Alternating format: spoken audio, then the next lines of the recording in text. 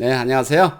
자, 오늘 방송에서는 직원도 뽑고 그리고 지원금도 받고 그다음에 세금도 줄일 수 있는 일석삼조 자, 정규직 전환에 대해서 심도 있게 한번 알아보는 시간을 갖도록 하겠습니다.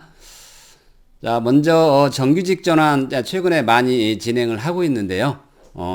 요건이 됨에도 불구하고 잘 몰라서 진행을 하고 있지 않은 또 회사들도 많이 있는 것 같아서 한번 제가 영상을 만들어 봤고요.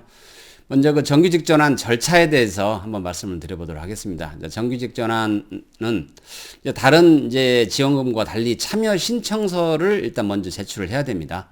정규직 전환을 하겠다라고 하는 참여 신청서를 고용센터에 제출을 하고요. 그 다음에 고용센터에서는 심사를 하게 되죠. 심사를 해서 승인을 내주게 됩니다. 물론 요건이 안 되면 안 나오게 되겠죠. 그런 다음에 승인이 나게 되면 사업주는 사업 시행을 합니다. 즉, 정규직 전환을 하는 거죠. 사업 시행을 하게 되고요.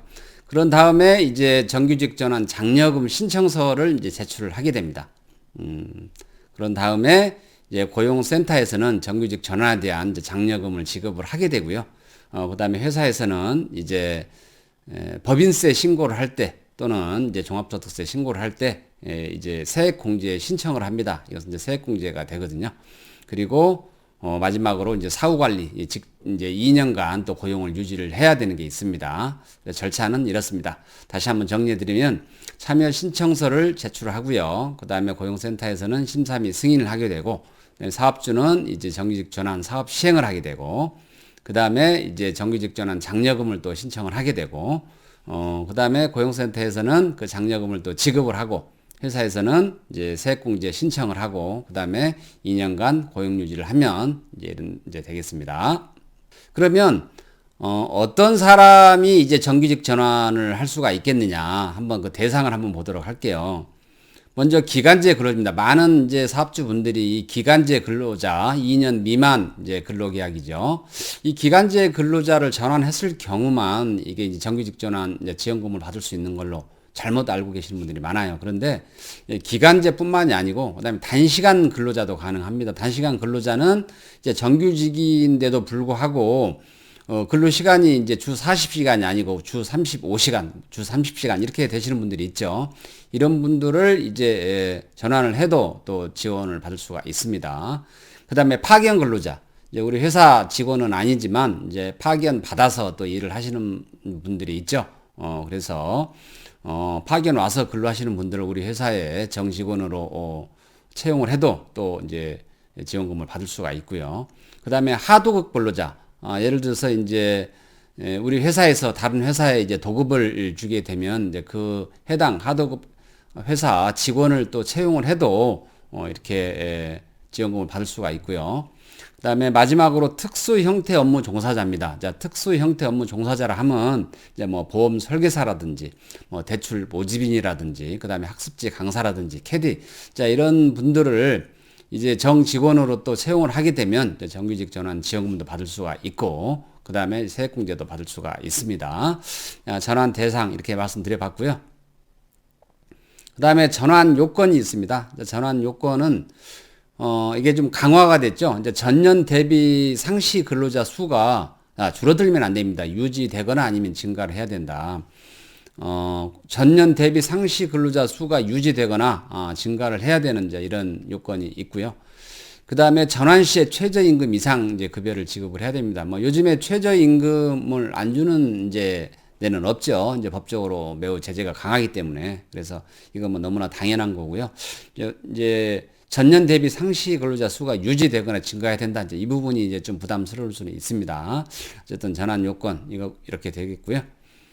그 다음에 지원 제외 대상이 있습니다. 모두 다 전환을 하면 지원되는 게 아니고, 자, 상시 근로자 수가 5인 미만인 사업장은 해당이 되지 않습니다. 안타깝게도. 상시 근로자 수가 5인 이상이라 해야 되고요.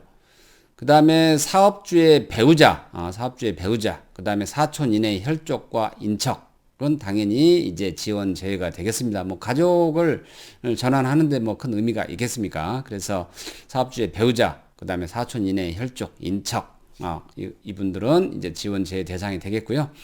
그 다음에 외국인도 지원이 되지 않습니다. 그런데 외국인들 중에 비자가 F2, F5, F6 이렇게 세 가지 종류는 이제 지원 대상이 됩니다. 보통 이제 F2는 이제 취업 비자고요. F5는 이제 영주권, 그 다음에 F6는 이제 결혼 비자죠. 그래서 F2, F5, F6는 이제 외국인이지만 이제 지원 대상이 된다. 자, 이렇게 알아두시면 될 것 같습니다. 자, 그 다음에 세액공제 금액이 굉장히 큽니다. 이제 회사가 좀, 일을 잘 해서, 단기 순이익이 많이 나는 회사 같은 경우는 이제 법인세에 대한 부담 또는 이제 개인사업자 같은 경우는 소득세에 대한 부담이 매우 크죠. 그런데 이제 어떻게 하면 연말에 이제 이 법인세나 소득세를 줄일 수 있을 것인가 이제 고민을 하시는 분들이 굉장히 많거든요. 그런데 이 정규직 전환을 하게 되면 중소기업 같은 경우는 해당 인원 한 명당 1,000만 원씩 세액공제가 됩니다. 굉장히 크죠. 그다음에 중견기업은 해당 인원 한 명당 700만 원씩 세액공제가 되기 때문에 정규직 전환을 하게 되면 이제 큰 이제 어떤 세금적으로 이제 혜택을 볼 수 있다. 이렇게 생각을 하시면 될 것 같습니다. 이제 세금 지원만 되는 게 아니고 이제 고용지원금도 나가게 되는데, 이제 고용지원금은 이제 전환 근로자 한 명당 1년간 월 30만 원 지급이 됩니다. 1년간 월 30만 원이니까 360만 원이 되겠죠. 연간. 1년간만 지원이 됩니다. 그다음에 이것만 지원되는 게 아니고 이제 임금 상승분, 자, 비정규직으로 있다가 정규직으로 전환됐을 때 임금이 인상되는 경우가 많거든요.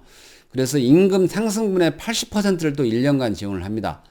예를 들어서 월 만약에 50만 원이 증가됐다라고 하면 이제 58, 40 해서 40만 원이 또 1년간 지원이 되는 거죠. 그래서 만약에 50만 원 이제 급여가 인상됐다라고 하면 40만 원씩 1년간 지원이고 또 그 위에 전환 근로자 한 명당 월 30만 원이니까 합하면 70만 원씩 1년간 이렇게 지원이 되게 됩니다. 그러면 연간 이제 840만 원이 지원이 되게 되는 거죠.